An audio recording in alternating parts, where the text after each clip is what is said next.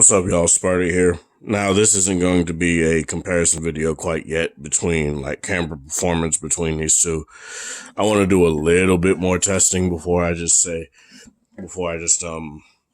put that out. But what I want to talk about is something that's honestly I think as relevant, especially in the smartphone age and like a social media age and stuff like that, and that's being able to import your photos efficiently and quickly and not really having any sort of like difficulty with that. So there are multiple ways to do this. So what you can do is you could register your camera with image.canon and then they'll just upload your stuff to Google Photos automatically, right?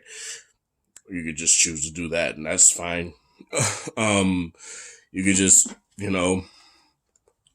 pop the SD card out right here and just put it in a computer, put it in a laptop, put it in like an SD card reader and plug it into your phone, and you can just get them off that way.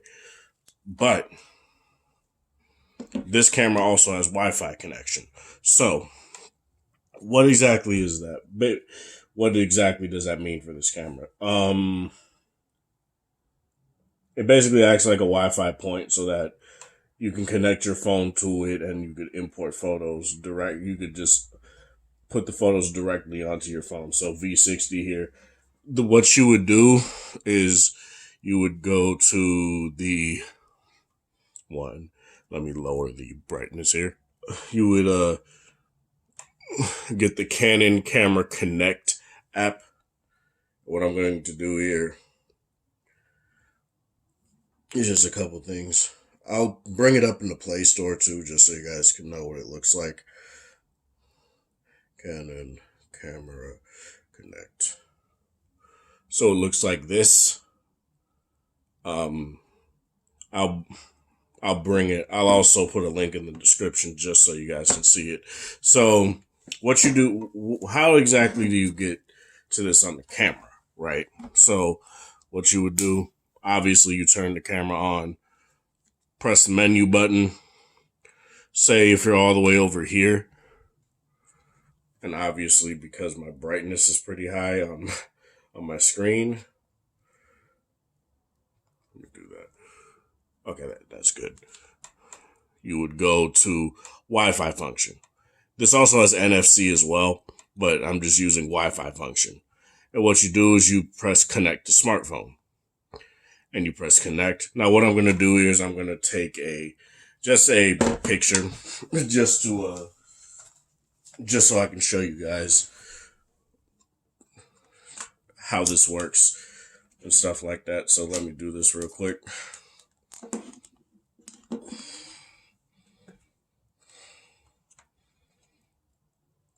Yeah, I got autofocus on.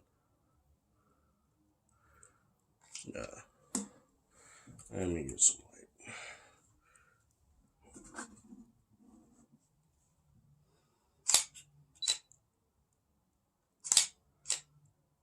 All right, so I got my picture. So what I'm going to do now is I'm going to press menu, Wi-Fi function, connect to smartphone, connect to device, and you just leave it there for a bit. Now, what you do now is you go into your Bluetooth options and you just wait for it to come up basically. Sometimes it'll take a bit to come up, so just give it a second.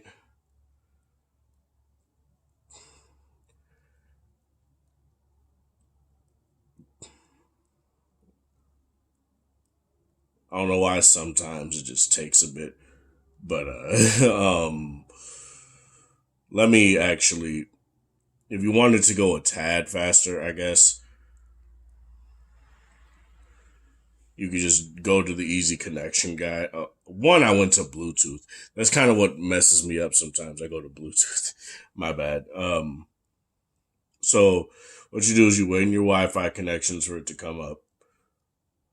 And as you guys can see, it says EOS T7 right here. Connect. And you can rename it in the camera settings as well, just so you easily know what it is. So I did that. And what I do is I go back to the app,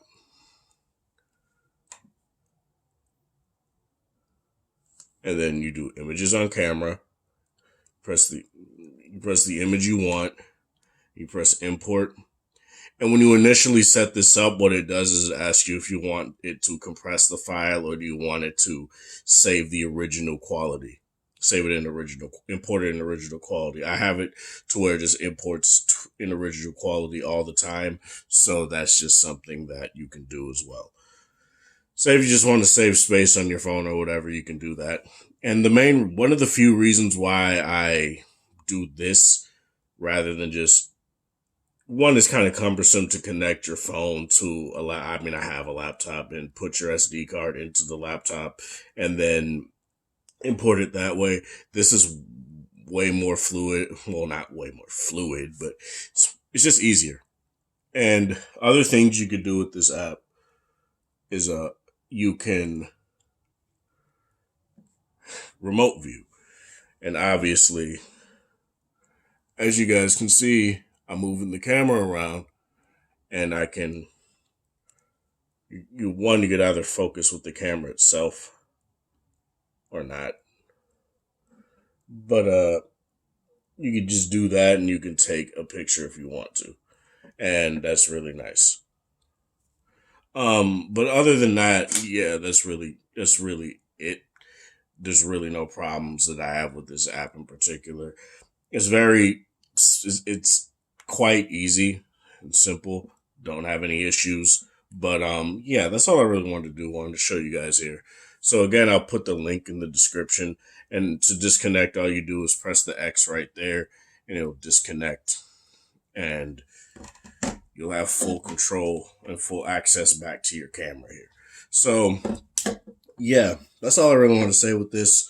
Again, a really nice feature, a really neat thing to do rather than just, registering an email with multiple things so that you could just do it that way. You could do it that way and have it be easier, but I feel this is pretty much as easy. Plus, it goes on my phone. I have Google Photos automatically back up those photos in that app. So what it'll do is, as you guys can see, when I downloaded that photo, it automatically went to the Canon EOS Rebel C7 folder in my phone. So I got all these pictures right here, and it makes it easier for comparison and stuff like that for me to do, and just easier for, like, say, just uploading them to Instagram or Facebook or whatever. So that's really nice. But that's all I really want to say with this. This is Sparta. Thank you guys for watching. Thanks for support. Hope you guys have a wonderful Sunday, whatever time of day it is in the area. Like the video if you like it, dislike if you dislike it, share with people that are interested in sort of content. Thanks for 900 and almost 900 and I think it's 940 something subscribers. I really do appreciate it. Encroaching on that 1,000. That's really nice. Have a good one.